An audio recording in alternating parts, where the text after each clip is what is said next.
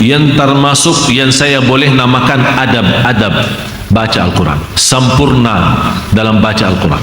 Yang pertama, hadapi kiblah. Kalau saya berkata adab-adab, bukan berarti wajib.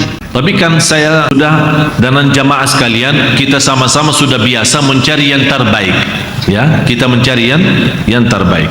Tapi kalau ada orang berpaling dari kiblah, misal dia mau bersandar, tapi ternyata sandaran cuma ada di depan sana. Ya, sekarang alhamdulillah ibu-ibu sudah ada kursinya. Tapi ada orang tidak punya kursi, tidak punya sandaran. Dia mau sandar di tembok. Berarti terpaksa kalau dia mau di depan dengan tembok, berarti tidak akan menghadapi kiblah. Boleh enggak? Boleh. Tidak menjadi masalah. Tapi kita kembali lagi, saya berharap yang sempurna menghadapi kiblah. Yang kedua, dalam keadaan wudu. Dalam keadaan wudu. Sekali lagi saya ingatkan, kata adab bukan berarti wajib. Untuk membaca Al-Quran tidak wajib wudu, tapi lebih baik berwudu. Kalau kita bilang wajib, berarti keluar. Tidak boleh wanita yang sedang halangan baca Quran. Karena wanita yang sedang halangan dibolehkan sebagian ulama, dan saya sudah berkali-kali menyampaikan hal ini berbeda pendapat dan tidak bisa disamakan. Contoh, kenapa tidak bisa disamakan? Ada seorang wanita yang tidak pernah sama sekali baca. Begitu lagi halangan, telepon. Ustaz, boleh enggak baca Al-Quran saat halangan? Saya bertanya, ibu, memang sebelum itu kebiasaan membaca Al-Quran setiap hari? Salah satu adab adalah berwudu. Tapi saya jelasin lagi, wudu tidak wajib, tapi jauh lebih baik. Contoh, kalau kita mulai baca Al-Quran dalam keadaan wudu, pas kita lagi baca, mohon maaf, batal wudu. Faham kan batal wudu? Tidak usah saya jelasin. Maksud saya mau jelasin, pokoknya batal wudu, ya. Begitu batal wudu, kadang-kadang kita, apalagi yang baru habis makan atau habis minuman banyak atau sakit perut, bisa jadi kan? Jadi dia menghabiskan waktu berkali-kali ambil wudu. Memang itu salah satu cara syaitan sebenarnya, supaya kita, kadang-kadang syaitan mengajak kebaikan demi menghilangkan satu kebaikan. Syaitan pintar. Jadi jangan fikir Anda syaitan hanya mengajak buruk. Syaitan juga kadang-kadang baik, tapi baiknya untuk menghilangkan kebaikan yang lebih baik. Contoh, kalau kita lagi wudu, sudah mulai wudu kan, lagi baca Quran.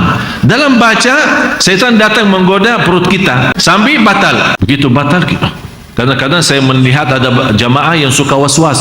Batal wudu, udah ulang lagi. Belum baca satu ayat, batal lagi, ulang lagi. Jadi kesana kemari, habis waktu hanya mengulangi wudu. Pertama dapat dosa mubazzir air, karena syaitan ini, syaitan jauh lebih tinggi ilmunya daripada profesor, jangan salah ya. Jadi dia punya macam cara untuk menggoda kita, walaupun dalam hal kebaikan, demi menghilangkan hal yang lebih baik. Oleh karena itu, silahkan Anda mulai membaca dalam keadaan wudu dan teruskan bacaan seandainya batal wudu.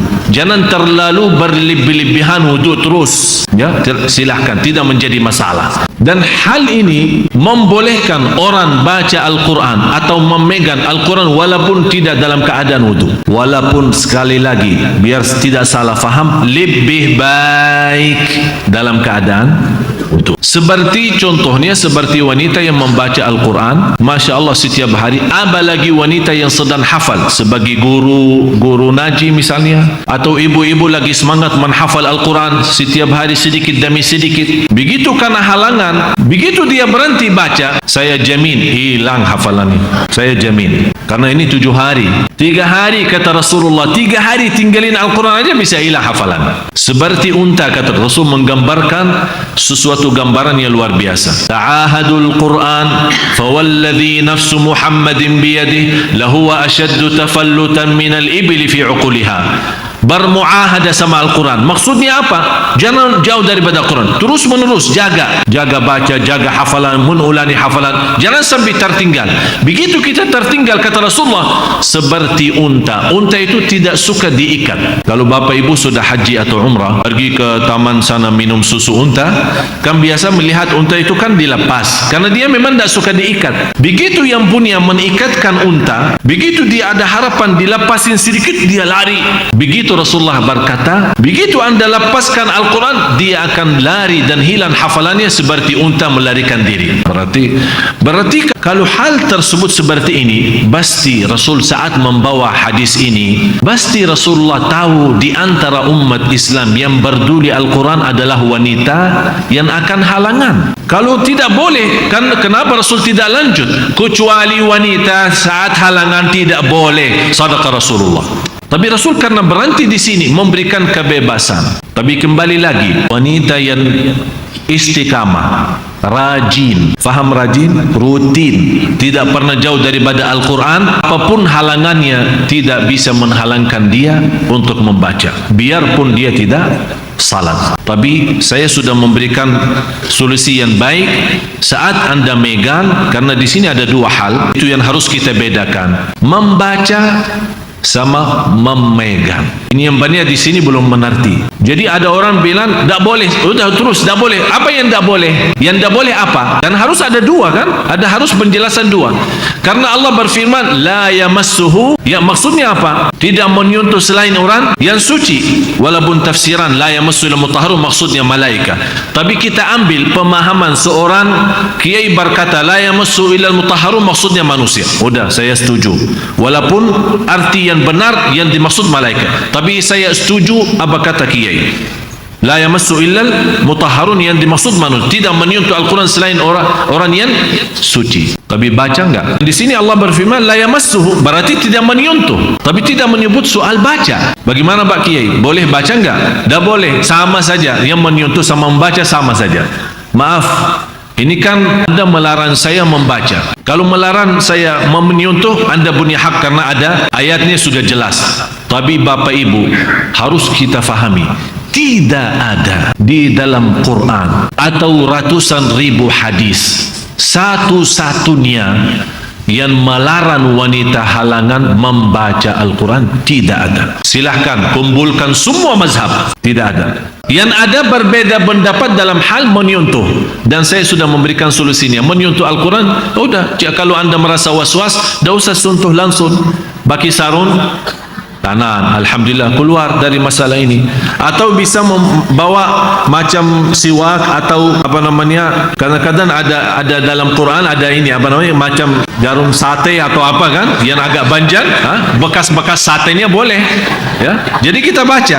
Kali ini tidak menyentuh, kita memegang kayunya, bukan memegang ayat Al-Quran. Apalagi sekarang punya HP. Sekarang HP alhamdulillah isinya 30 juz. Berarti di sini anda megang HP, bukan memegang Al-Quran. Alhamdulillah sudah.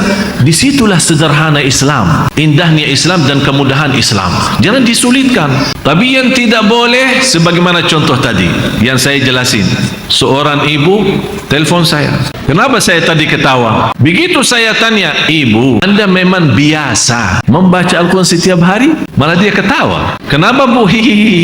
Dia bilang jujur saja enggak. Ya udah, saya menjawab tidak boleh baca Al-Quran saat halangan. Sudah faham bedanya? Karena dia terus terang saja tidak pernah membaca Quran, malah begitu ada halangan dia malah tanya.